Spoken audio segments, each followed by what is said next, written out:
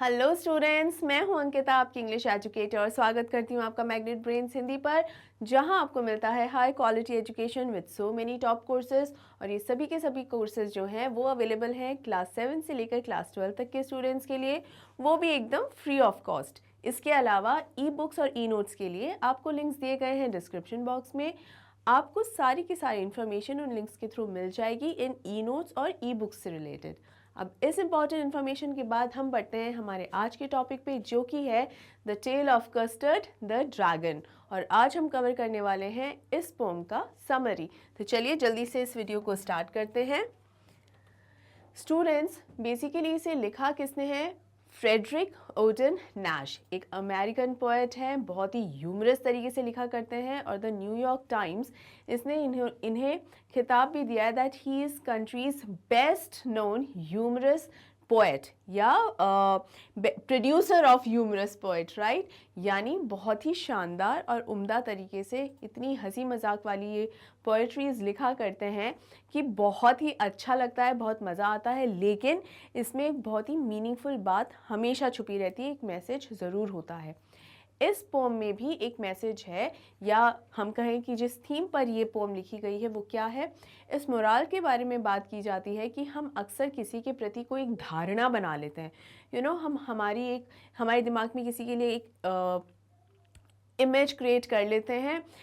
किसके आधार पे? कि किसी और ने हमें उस चीज़ के बारे में या व्यक्ति के बारे में क्या बताया है। यानी एक सेकेंडरी इन्फॉर्मेशन से हम हमारा एक ओपिनियन फॉर्म कर लेते हैं, और इसी वजह से हम हमारा डिसीजन लेने में अक्सर गलती करते हैं।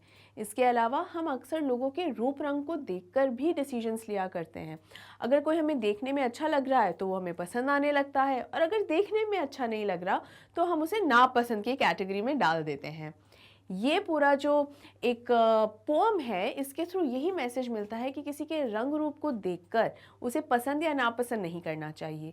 ना ही किसी और के कहने पर आपको किसी के भी प्रति कोई धारणा बनानी चाहिए। Never form any opinions based on someone else's opinions, right. Have your own primary opinion, ठीक है। अब बढ़ते हैं इस पोम की समरी की तरफ। देखते हैं क्या है कि Belinda had named all of her pets. The little black kitten was called by the name of Ink, the name of Blink called the little grey mouse, and the name of Mustard got the yellow dog. अब यहाँ क्या है students? Belinda ये एक लड़की का नाम है जो कि एक छोटे से घर में रहती है अपने कुछ पेट्स के साथ। और उसके कौन कौन से पेट्स हैं देखिए यहाँ लिखा हुआ है। सबसे पहले तो है एक ब्लैक कलर की किटन, एक ब्लैक किटन है जिसका नाम है इंक। उसके बाद ब्लिंक नाम का एक चूहा है जो कि ग्रे कलर का है। देखिए स्टूडेंट्स, यहाँ पर जो है जितने भी जानवर, जितने भी पेट्स के बारे में बात हो रही है, उनका रंग रूप भी बताया गया है, उनके नाम भी बताए गए हैं, ठीक है। अक्सर क्वेश्चंस आ जाता है एग्जाम में कि कौन कौन से जानवर हैं, किस किस तरीके के वो दिखते हैं, या what are the characteristics of these pet animals, right? तो ये characteristics आपसे पूछी जा सकती हैं, features आपसे पूछे जा सकते हैं, names तो पूछे जा ही सकते हैं। तो make sure आप ध्यान रखें, एक single question में ये सब कुछ पूछा जा सकता है, तो make sure आपको ये अच्छे से पता होना चाहिए। उसके अलावा एक डॉग, एक कुत्ता भी है जिसका स्किन कलर येलो है, और उसका नाम क्या रखा हुआ है? मस्टर्ड।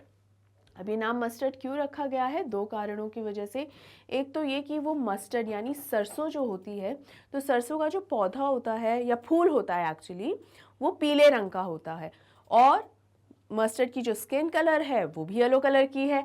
तो यानी इस डॉग का स्किन कलर और मस्टर्ड यानी फ्लावर का कलर सेम है, येलो। तो एक तो ये कंपैरिजन है। एक और सिमिलैरिटी ये है कि जो मस्टर्ड सीड्स होते हैं ना, सरसों के जो दाने होते हैं, उसका टेस्ट बहुत शार्प होता है, बहुत तेज होता है। तो और उसी तरह जो ये डॉग है, उसका भी जो एटीट्यूड बताया गया है ना, बहुत ही ज़्यादा तेज़ और तेज़ तर्रार किस्म का बताया गया है। तो इसीलिए ये एक और कंपैरिजन जो है यहाँ पर ड्रॉ किया जा रहा है कि इसी वजह से इसका नाम जो है क्या रखा गया? मस्टर्ड रखा गया। But because the dragon was a cowardly creature, Belinda called him by the name of Custard. अब बेलिंडा ने जो कस्टर्ड का नाम है, मतलब ड्रैगन का नाम जो है कस्टर्ड क्यों रखा, क्योंकि कस्टर्ड बहुत ही, या ये ड्रैगन बहुत ही डरा सहमा सा रहता है और बहुत ही कावर्ड है, बहुत ही डरपोक किस्म का है, तो इसलिए बेलिंडा ने इसका नाम कस्टर्ड रख दिया। Custard dragon was described as having big sharp canine teeth with pointed spikes on the top of his body and with scales underneath the lower portion. His mouth was described as similar to a fireplace and his nose was fierce as a chimney. He also had daggers on his toes instead of regular nails. अब यहाँ क्या मतलब है, देखिए यहाँ पर सबका बता चुकी है कि भाई बेलिंडा ने किसका क्या नाम रखा और कौन सा जानवर किस तरीके से दिखता है, ड्रैगन किस तरीके का दिखता है वो अब आगे पता चलेगा, लेकिन नाम उसका कस्टर्ड क्यों रखा गया, क्योंकि ड्रैगन बहुत ही ज़्यादा कावर्ड या डरपोक किस्म का क्रीचर है। अब कस्टर्ड जो है वो किस तरीके से डिस्क्राइब किया गया है कि उसके जो दांत हैं बहुत ही बड़े और शार्प हैं, जो कैनाइन्स हैं उसके वो बहुत ही ज़्यादा शार्प हैं, बड़े भी हैं, तीखे हैं, with pointed spikes on top of his body, और उसकी बॉडी के ऊपर जो है बहुत ही नुकीली किस्म की बॉडी है, उसके ऊपर अलग अलग नुकीले निकले हुए हैं, बहुत ही कांटे जैसे निकले हुए हैं उसकी स्किन के ऊपर, तो बहुत ही नुकीली सी स्किन है। And with scales underneath the lower portion, और जो पेट का हिस्सा मान लीजिए या बॉडी के नीचे का जो हिस्सा होता है, यानी पीठ का हिस्सा बताया और अब पेट का हिस्सा बता रहे हैं कि वो कैसा है, वहाँ पर कुछ प्लेट्स जैसी हैं। अब ये प्लेट जैसा, बोनी प्लेट जैसे क्या होते हैं, ये क्रीचर्स को प्रोटेक्ट करते हैं, किसी भी एक्सटर्नल इंजरी से प्रोटेक्ट करते हैं। His mouth was described as similar to a fireplace, मुंह से, ड्रैगन के मुंह से ये माना जाता है, देखिए ड्रैगन जो है एक इमेजिनरी क्रीचर की तरह माना गया है कि वास्तविकता में इसका कोई स्थान नहीं, इमेजिनरी क्रीचर, यानी एक इस तरीके का जानवर है जिसे सिर्फ हमने इमेजिन ही किया है, सचमुच में नहीं होता, ऐसा माना जाता है। तो किस तरीके से इमेजिन किया गया है इसको, कि इसके मुंह से क्या है, आग निकलती है, आग की लपटें निकलती हैं, इसीलिए फायरप्लेस कहा गया है। और इसकी जो नाक है, इसकी नोज को चिमनी जैसा डिस्क्राइब किया गया है कि इसकी नाक एक तो बहुत बड़ी बड़ी है और इस तरीके से डिस्क्राइब किया है कि जैसे मुंह से तो निकलती है आग और उस आग का जो धुआं है वो निकलता है नाक से, क्योंकि कहीं से तो आग का धुआं निकलेगा ना, तो नाक से वो जिस तरीके से फुंकारता है तो नाक से धुआं निकलता है। और जो उसके नाखून हैं, पैर के नाखून हैं, वो भी कैसे हैं, डैगर्स जैसे हैं। और स्टूडेंट्स, डैगर्स का मतलब होता है खंजर। तो बेसिकली बताया गया है कि उसके जो नाखून है वो नॉर्मल नाखूनों जैसे नहीं है, बहुत ही शार्प और बहुत ही तीखे नाखून है, ऐसा लगता है मानो नाखून नहीं खंजर हो। तो ये पूरा डिस्क्रिप्शन किसका दिया गया है, ड्रैगन का। अब इससे ये भी समझ में आता है कि दिखने में जो है वो बहुत ही ज़्यादा शायद अपीलिंग नहीं है, ड्रैगन दिखने में बहुत ही खतरनाक और भयानक सा है, और जो एटीट्यूड है उसका इतना डरपोक का है।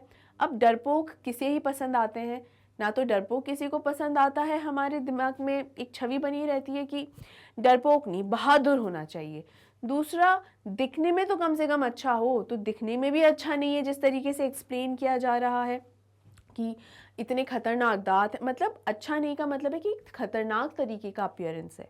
दूसरा, दोनों ही चीज़ें एक दूसरे से ऑपोजिट हैं। क्या चीज़, दिखने में तो खतरनाक है लेकिन जो एटीट्यूड है वो एकदम डरपोक का है, तो आपस में किसी भी प्रकार का कोई कॉम्बिनेशन ही नहीं है। इसलिए जो है पेट, ये जो कस्टर्ड जो है, कहीं ना कहीं इसका मजाक उड़ाया जाता है इस घर के अंदर, टांग खिंचाई चलती है और इसीलिए कई बार ये रोने लग जाता है और उसको रोना आ जाता है और उसके बावजूद भी और टांग खिंचाई होती है। तो उसको ऐसे में क्या चाहिए होता है, एक ऐसा कोना चाहिए होता है जहाँ वो एकदम सेफ और प्रोटेक्टेड फील करे। अब आगे क्या होता है, Belinda believed herself to be as brave as a barrel full of full-grown bears. अब यहाँ पर क्या बात हो रही है कि इनका नाम क्या है पता चल गया, किस तरीके से दिखते हैं पता चल गया। अब इनके नेचर की बात करते हैं कि ये इन्होंने अपने बारे में क्या क्या धारणाएं बना रखी हैं। तो बेलिंडा अपने बारे में क्या सोचती है कि वो बैरल फुल ऑफ बेयर्स का क्या मतलब है, बेयर क्या होता है स्टूडेंट्स, भालू, और बैरल फुल ऑफ बेयर का मतलब होता है कि भालुओं के झुंड जितनी हिम्मत होना या ताकत होना। उतना ज़्यादा ब्रेव होना। तो बेलिंडा सोचती है कि मैं भालुओं का जो पूरा झुंड होता है ना, वो जितने ब्रेव और स्ट्रांग होते हैं ना, मैं भी उतनी ही स्ट्रांग हूँ। Ink and blink chase lions down the stairs when they come. और इंक और ब्लिंक को क्या लगता है, हम तो बस लायंस भी आ जाए, कोई सिंह भी आ जाए, उसको भी हम तो दौड़ाकर भगा दें, इतने बहादुर हैं। Custard was as strong as an angry tiger on the hunt. भूख से एकदम गुस्से में आया हुआ टाइगर जो होता है वो कितना ज़्यादा गुस्से में होता है। मस्टर्ड समझता है कि मैं भी उसी टाइगर जितना गुस्सैल टाइगर जैसा हूँ और मैं भी बहुत ज़्यादा ब्रेव हूँ। But different from all of them, custard was always the weakest link. Belinda usually tickled him ruthlessly and tortured him. अब इसका क्या मतलब है कि इन सभी जानवरों से अलग जो कस्टर्ड है वो बहुत ही ज़्यादा इनोसेंट सा है और वीक है, और बेलिंडा कई बार उसको बहुत ज़्यादा टिकल करती है। टिकल का मतलब होता है गुदगुदी करना, तो उसे बहुत ज़्यादा गुदगुदाती है और बहुत ज़्यादा उसे टॉर्चर भी करती है। अब टॉर्चर क्यों करती है, यहाँ पर बेसिकली टॉर्चर का ये मतलब नहीं है कि जानबूझ के उसे तंग करती है। हाँ, यहाँ पर मतलब ये है, जिस तरीके की स्किन होती है या जिस तरीके की बॉडी है ड्रैगन की, वो इतनी सॉफ्ट नहीं होती है, लेकिन बहुत ज़्यादा थोड़ी सी कठोर किस्म की बॉडी होती है। तो उस पर हल्के हाथ से अगर हम गुदगुदाने की कोशिश करेंगे तो कोई असर ही नहीं होगा ड्रैगन को। तो इसलिए बेलिंडा जो है वो और ज़्यादा तेज़ गुदगुदाने लगती है उसे, ताकि इसको असर पड़े। बट जैसा कि आपको बताया गया कि जो ड्रैगन हमारा है वो बहुत ही वीक और इनोसेंट सा क्रीचर है। यहाँ पर मतलब क्रीचर तो खतरनाक है दिखने में, लेकिन वैसे बहुत इनोसेंट है और कावर्ड है, वीक है। तो थोड़ा सा गुदगुदाने पे ही उसको बहुत ज़्यादा उसका असर बहुत होता है और बहुत ज़्यादा हंसी आती है गुदगुदाने की। तो वो जब ज़्यादा जोर लगाती है बेलिंडा तो उसको और भी ज़्यादा एकदम टॉर्चरस हो जाता है, उसके लिए बहुत ज़्यादा परेशान। अब गुदगुदाना भी एक हद तक ही कोई सहन कर सकता है, लेकिन बेलिंडा रुकती ही नहीं है और इसीलिए जो है वो बहुत कस्टर्ड है जो है बहुत परेशान हो उठता है। बेलिंडा's other pets called him Percival in satire। Satire का मतलब क्या होता है, एक किस्म से व्यंग कसना। तो यहाँ पर क्या व्यंग किया जा रहा है, बेलिंडा के जो बाकी पेट्स हैं ना, इंक, ब्लिंक एंड मस्टर्ड, वो कस्टर्ड को क्या कहकर बुला रहे हैं, पर्सिवल। पर्सिवल जो है वो किंग अर्थर के वॉरियर्स योद्धाओं में से एक था। और एक बार ऐसा कुछ सिचुएशन हुआ था कि वो बहुत बहादुरी दिखाने सोचता था कि बहुत बहादुर है, लेकिन एक ऐसी सिचुएशन आई कि बहादुरी दिखाने की वजह से वहाँ से भाग निकला।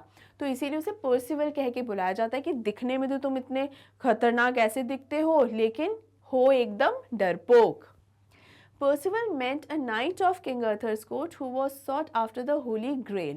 Whenever Custard asked for a safety cage for himself, Holy Grail ये एक वॉर हुआ था स्टूडेंट्स, जिसके अंदर ही ये इंसिडेंट हुआ था पर्सिवल के साथ। Whenever Custard asked for a safety cage for himself, Belinda and Blink giggled and laughed out of their hearts' intent. And not just this, Ink and Mustard made fun of him by asking him how old he was, because of how he was scared of every little thing that came their way. अब इसका क्या मतलब है कि जब भी custard को कोई सताने लगता था या मजाक करने लगता था तो कस्टर्ड क्या होता था, रोने लग जाता था, क्योंकि शायद इमोशनल ज़्यादा था, रोने लग जाता था। तो वो हमेशा एक कोने में जाके छुपना चाहता था कि जहाँ उसे कोई भी परेशान नहीं करे, लेकिन उसे इस घर में कोई नहीं बख्शता था। बाकी सब हंसने लग जाते थे उसके ऊपर, और जो कुछ लोग जो हैं, या कहें मस्टर्ड और जो इंक है यानी डॉग और जो किचन है, वो पूछते हैं तुम छोटे बच्चे हो क्या जो रो रहे हो इतनी सी बात पे। यानी कहीं ना कहीं किसी ना किसी तरह उसकी टांग खिंचाई जो है चलती ही रहती थी, कोई रुकते ही नहीं थे। और इसीलिए हमारा जो इनोसेंट सा और बेचारा डरपोक सा जो कस्टर्ड है वो हमेशा अकेला सा फील करने लगता था और इसीलिए इतना इमोशनल हो जाता था। अब क्या होता था, उसको सब टांग खिंचाई करते रहते थे, तो छोटी छोटी बातों पे जब उसे रोना आ जाता था ना, इसीलिए उसे कावर्ड कहा जाता था, डरपोक कहा जाता था कि छोटी सी चीज़ भी तुम्हारे साथ कुछ हो जाती है तो रोने के लिए बैठ जाते हो। और इसीलिए जो है वो हमेशा एक सेफ कोना ढूंढता था जहां उसे कोई भी तंग नहीं करे। अब आगे क्या होता है, Now here comes the twist in the tale that changed it all। अब यहाँ एक कहानी में ट्विस्ट आता है। टेल का मतलब ही है स्टोरी। तो कहानी में ट्विस्ट क्या आता है? Once Belinda's home had an encounter with a pirate with guns in both his hands and a big dagger-like knife that he pressed in between his teeth. अब एक दिन क्या हुआ? बेलिंडा के घर में एक लुटेरा आ गया, एक समुद्री लुटेरा आ गया, एक पायरेट। और किस तरीके से? दोनों हाथों में गन्स थी उसके और मुंह में उसने एक तलवार जैसा तेज धार वाला एक चाकू छुरा दांतों के बीच में दबा रखा था। Seeing the pirate in all his haunted glory, Belinda starts crying and howling for help. अब ऐसा देखकर जब पायरेट को देखा बेलिंडा ने बुरी तरह डर गई और मदद के लिए पुकारने लगी और बेलिंडा रोने भी लग गई और हेल्प मांगने लगी क्योंकि इतना खतरनाक नजर आ रहा था वो pirate. Hearing that, all the animals hid for their own safety. Only Custard fought with the pirate bravely as opposed to what everyone always thought of him. तो अब आगे क्या हुआ? जैसे ही पायरेट आया, पायरेट को देखकर बेलिंडा तो डर ही गई और उसने अपने आप के लिए क्या बोला था कि वो कैसी है? पूरे के पूरे भालुओं के झुंड जैसी हिम्मत है उसमें तो। लेकिन वो तो जैसे ही पायरेट को देखा वो तो घबरा गई, बुरी तरह रोने लग गई और मदद के लिए पुकार लगाने लग गई। और बाकी जानवर जो शेर, चीते सब भगा डालते थे वो क्या करने लग गए? जल्दी से दुपक कर अपनी अपनी जगह पर छुप गए।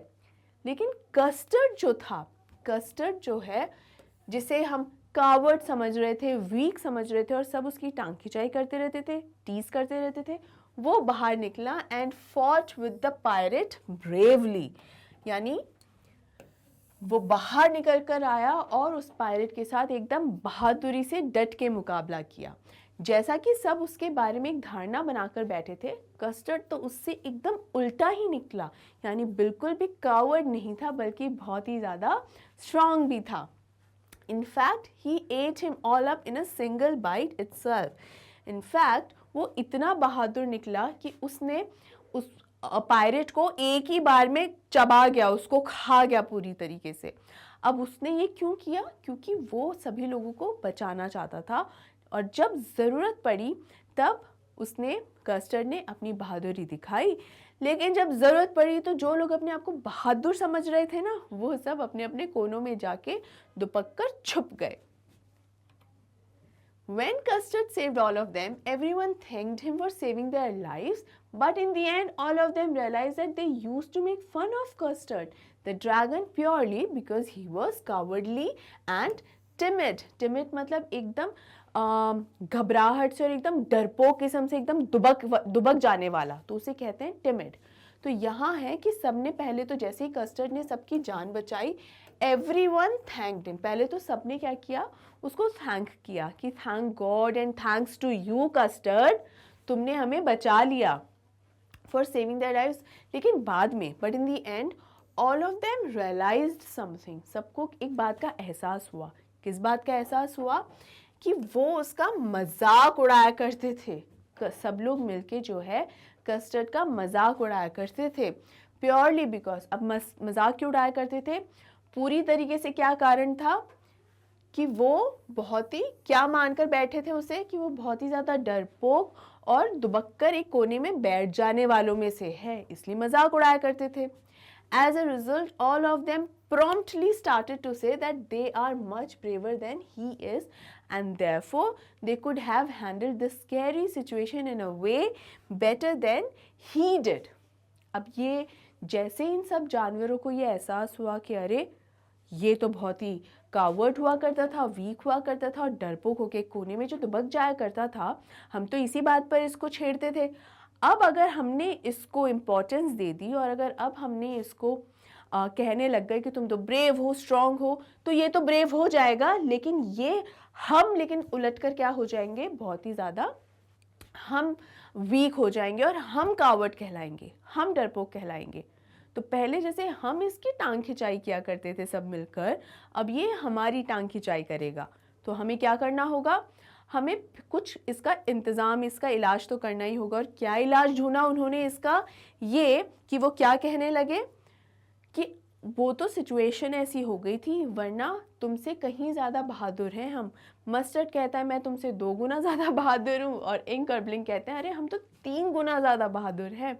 और सब अपनी अपनी शेखी फिर से बखाड़ने लगे और क्या कहने लगे कि वो तो सिचुएशन ऐसी थी, वरना तुम ज़्यादा ऐसे दिमाग पे तुम्हारे कहीं वो ना हो जाए कि चने के झाड़ पे ना चढ़ जा, कहते हैं ना हम। तो इसीलिए कह रहे थे कि कहते ये सभी जानवर कहते हैं कि हम तो तुमसे कितने ही ज़्यादा बहादुर हैं, वो तो सिचुएशन ऐसी हो गई कि हम फ्लस्टर्ड हो गए। फ्लस्टर्ड वर्ड यूज़ हुआ है इसमें और मस्टर्ड ने यूज़ किया है, राइट। फ्लस्टर्ड क्या होता है स्टूडेंट्स? State of confusion. मैंने एक्सप्लेनेशन के पार्ट में डिटेल में आपको समझाया है अच्छे तरीके से, ज़रूर उस वीडियो को देखिए ताकि आपको और डिटेल में अच्छे से मीनिंग समझ में आ जाए। तो यहाँ पर यही है कि हम तो और अच्छे से इस सिचुएशन को हैंडल कर सकते थे, कस्टर्ड से कई गुना बेहतर। तो स्टूडेंट्स यहाँ बेसिकली बात यही हो रही है कि इतना सब होने के बावजूद भी, और जो लास्ट का जो स्टैंजा है ना वो रिपीट होता है। यहाँ पे रिपीट क्यों होता है?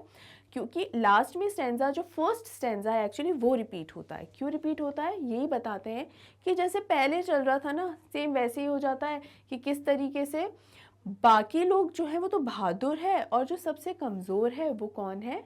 ड्रैगन ही है, कस्टर्ड हमारा। ऐसा इसलिए होता है स्टूडेंट्स ताकि लोग अपने यानी ये जो पेट्स हैं वो अपने इसी ख्याल में खोए रहें और खुश रहें, मन ही मन अपने आप को ज़बरदस्ती की तसल्ली देते रहें कि हाँ हम तो जो हैं बहुत बहादुर हैं और इससे कितने ही ज़्यादा लाख गुना इससे बेहतर है, और हम होते तो इस सिचुएशन को और अच्छे से हैंडल कर लेते। लेकिन कस्टर्ड जो एक्चुअल में स्ट्रांग है और वाकई में जानता है कि वो ब्रेव है, उसे किसी को कुछ प्रूव करने की ज़रूरत नहीं है, फिर भी उसे सब कहते हैं कावर्ड हो, डरपोक हो, और ये भी मान ही लेता है कि हाँ भाई मैं तो कावर्ड हूँ और मुझसे ज़्यादा स्ट्रांग तुम लोग हो। और वो कस्टर्ड जो है वो ये बात इसीलिए कहता है क्योंकि जो करना था उसे समय आने पे उसने कर दिया। अब उसे कुछ भी झूठ गलत सही कुछ प्रूव करने की ज़रूरत नहीं है, क्योंकि जो सच है वो तो है। आई होप स्टूडेंट्स आपको इस समरी को अच्छे से समझ में आया होगा। डाउट होने पर तो आप मुझसे पूछ ही सकते हैं, और इस वीडियो को लाइक तो करें ही करें, ज़्यादा से ज़्यादा शेयर भी करें, और मैग्नेट ब्रेन्स हिंदी को अगर अभी तक सब्सक्राइब नहीं किया है तो अभी और इसी वक्त इसे सब्सक्राइब ज़रूर से ज़रूर करें, बिकॉज मैग्नेट ब्रेन हिंदी आपके लिए लेकर आता है high quality education with all these top courses. Class 7 से लेकर क्लास 12 तक के लिए ये सभी कोर्सेज जो हैं वो अवेलेबल हैं। CBSE बोर्ड हो, UPMP बिहार बोर्ड हो, ये सब अवेलेबल है स्टूडेंट्स, वो भी एकदम फ्री ऑफ कॉस्ट, कुछ भी पे आपको इसके लिए नहीं करना है। इसके अलावा ई बुक्स और ई लिंक्स के लिए आपको लिंक्स दिए गए हैं, ई बुक्स और ई नोट्स के लिए आपको लिंक्स दिए गए हैं डिस्क्रिप्शन बॉक्स में, ज़रूर से ज़रूर चेक कर लीजिए, आपको सारी इन्फॉर्मेशन मिल जाएगी। और आप चैनल से जुड़ी लेटेस्ट अपडेट्स के लिए फॉलो करें इंस्टाग्राम, टेलीग्राम, फेसबुक और ट्विटर पे, आपको वहाँ पे सारी लेटेस्ट अपडेट्स मिल जाती हैं। और आप विज़िट कर सकते हैं www.magnetbrains.com को, जहाँ पर सभी के सभी वीडियो सीक्वेंस्ड में अवेलेबल हैं। तो स्टूडेंट्स तैयारी एकदम अपनी पक्की रखिए, अपना ख्याल रखिए, take care, see you soon and thank you so much.